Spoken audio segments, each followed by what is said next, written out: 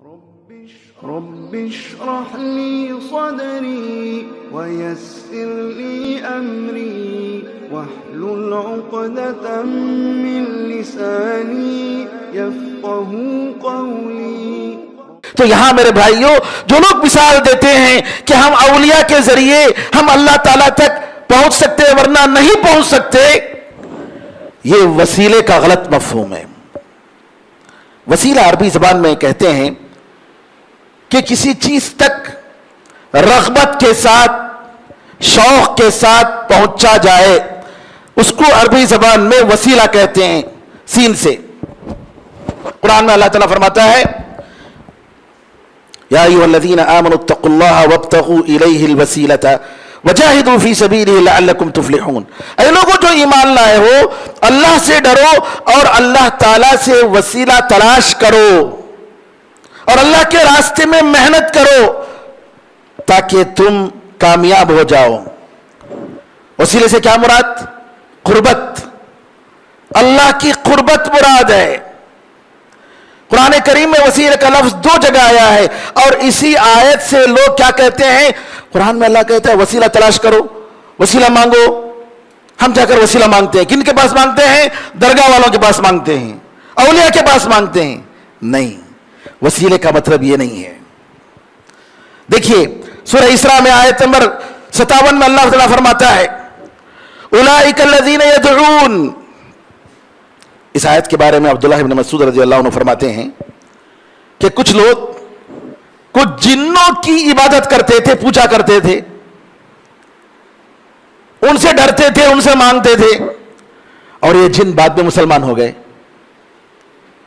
ایمان لا لیے، اللہ سے ڈرنے لگے. لیکن یہ لوگ جو جنوں کو مانگ رہے تھے وہ اپنے شرک میں وہ لوگ جاری ہیں، وہ لوگ مسلمان نہیں ہوئے. اللہ تعالیٰ فرماتا ہے کہ یہ لوگ جن کو یہ قبر پرستی کرنے والے، یہ شرک کرنے والے، یہ اولیاء سے مانگنے والے، یہ نیک لوگوں سے مانگنے والے، جن کو یہ لوگ بلاتے ہیں نیک لوگوں کو، اولئک الذین یدعون، جن کو یہ لوگ بلاتے ہیں اپنی مدد کے لیے، ان نیک لوگوں کو، ان انبیاء کو، ان فرشتوں کو، یہ لوگ ایسے ہیں یبتغون الی ربہم الوسیلہ. یہ نیک لوگ خود اللہ کے پاس وسیلہ تلاش کرتے ہیں، قربت تلاش کرتے ہیں، قریب ہونے کی کوشش کرتے ہیں. ایہم اقرب، کہ ان میں سے کون اللہ سے قریب ہو جائے. ویرجون رحمتہ، اور اللہ تعالیٰ کی رحمت کی امید کرتے ہیں. ویخشون عذابہ، اور اللہ تعالیٰ کے عذاب سے ڈرتے ہیں. ان عذاب ربک کان محذورا، بے شک تیرے پروردگار کا عذاب ڈرنے کے قابل ہے، ڈرنے کی چیز ہے.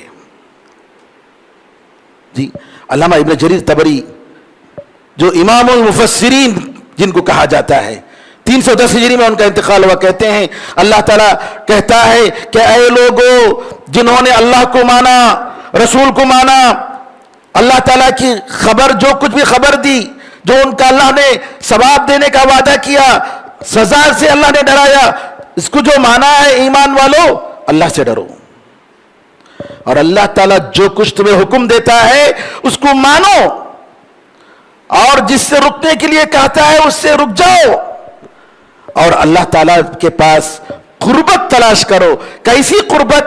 وَاطْلُبُوا الْقُرْبَةَ إِلَيْهِ بِالْعَمَلِ بِمَا يُرْضِيهِ. اللہ کے پاس قربت تلاش کرو ایسے عمل کے ذریعے کہ جس سے اللہ راضی ہو جائے، اللہ خوش ہو جائے. اللہ تعالیٰ کے پاس نیک عمل کے ذریعے جس سے اللہ راضی ہوتا ہے اس کے ذریعے قربت حاصل کرنا، یہی وسیلہ ہے میرے بھائیوں، یہی وسیلہ ہے.